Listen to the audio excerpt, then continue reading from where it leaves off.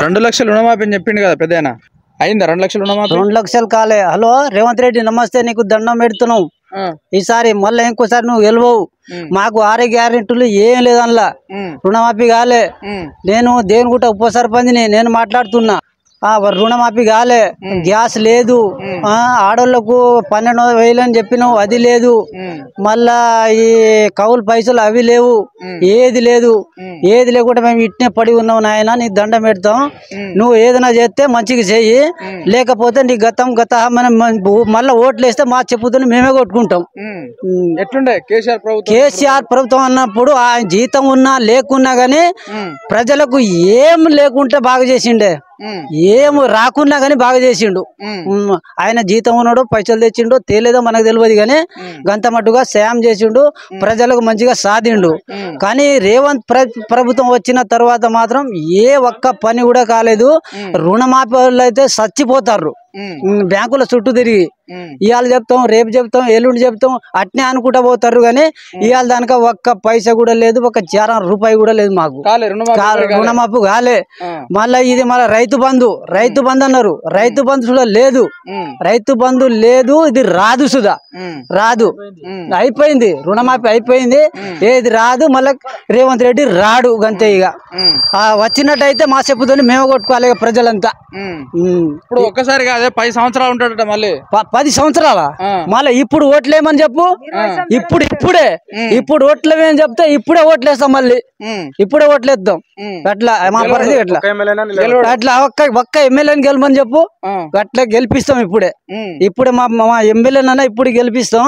మళ్ళీ ఈ ఎస్వి రెడ్డి ఆయన మళ్ళీ రమ్మని చెప్పు అదే గెలుస్తుంది. ఎందుకు మంచిగా పనులు చేస్తాం ఆయన గుట్ట మొత్తం మా మీదికే పెడుతోంది ఏది తక్కువది కాదు అది. ఒక్కసారి కూడా ఏ మనిషి చచ్చినా ఒక చిన్న పోరాడు చచ్చినా గానీ ఎర్రబెల్లి వచ్చేది కానీ అశ్విన్ రెడ్డి ఒక్క రోజైనా మోకం అయితే చూపించలే మాకు. ఎందుకు ఏమో మరి ఏం పాపం చేసినావో ఏదో ఓట్లు వేయలేదా ఎట్లా అనేది అమెరికా వచ్చేదో ఏదో మాకు ఆ పరిస్థితి ఇట్లా వచ్చింది. ఇప్పుడు ఈ ప్రభుత్వం ఇట్లుంది నాయన అయిపోయింది గతం రేవంత్ రెడ్డి పని అయిపోయినట్టే. ఇక రేవంత్ రెడ్డి రాగానే 100 రోజుల్లో అన్ని మాఫీ చేస్తా అన్నాడు ఏం చెయ్యలే ఒక్క రూపాయి కూడా చేయలే. రైతు బంధు చేస్తా అన్నాడు పత్తా కూడా లేదు. ఆడ పంచరాయి భూములు ఉంటే ఆడ చేస్తా అంటాడు తీస్తా అంటాడు. ఆయన చేసేది ఆయన నాగదమ్మనే చేస్తాడు కానీ ఏం చెత్తలేడు. ఆ రూపాయి కూడా లేదు మాకు రూపాయి 6 గ్యారెంటీలు అని చెప్పిండు 6 గ్యారెంటీ అన్నాడు 6 గ్యారెంటీ అవి ఆ చదువు గురించి నాకు తెలియదు కానీ ఇక నాకు తెలిసిన వరకు మాత్రం ఒక్క రూపాయి పని చేయలే. మీకు 2 లక్షలు రుణమాఫీ అని చెప్పిండు ఒక్క రూపాయి కూడా చేయలే రేషన్ కార్డు వరకు ఒక్కటైనా చెప్తా అన్నాడు ఆ పత్త కూడా చేయలే. ఇప్పుడు 3 విడతల్లో మొత్తం కంప్లీట్ చేస్తామని చెప్పిండు కదా అన్నాడు పత్త లేదు పత్త అసలే లేదు. రుణమాఫీ కాలే రైతు బంధు ఆయన లేడా మన ఈ రైతు మిత్ర ఆయన దగ్గర పోతే ఆయన బ్యాంకులో పోమంటాడు బ్యాంకు లేదు చాకు లేదు. వాడు మళ్ళీ మాపే అని ఇట్లా పంపిస్తూనే ఉన్నాడు నోటీసులు పంపిస్తాడు. రైతు బంధు కూడా రాలే 2 విడత కూడా రాలే. వస్తాయని టింగ మొత్తం ఉంటాయి అంటారు టింగ లేదు టింగ లేదు.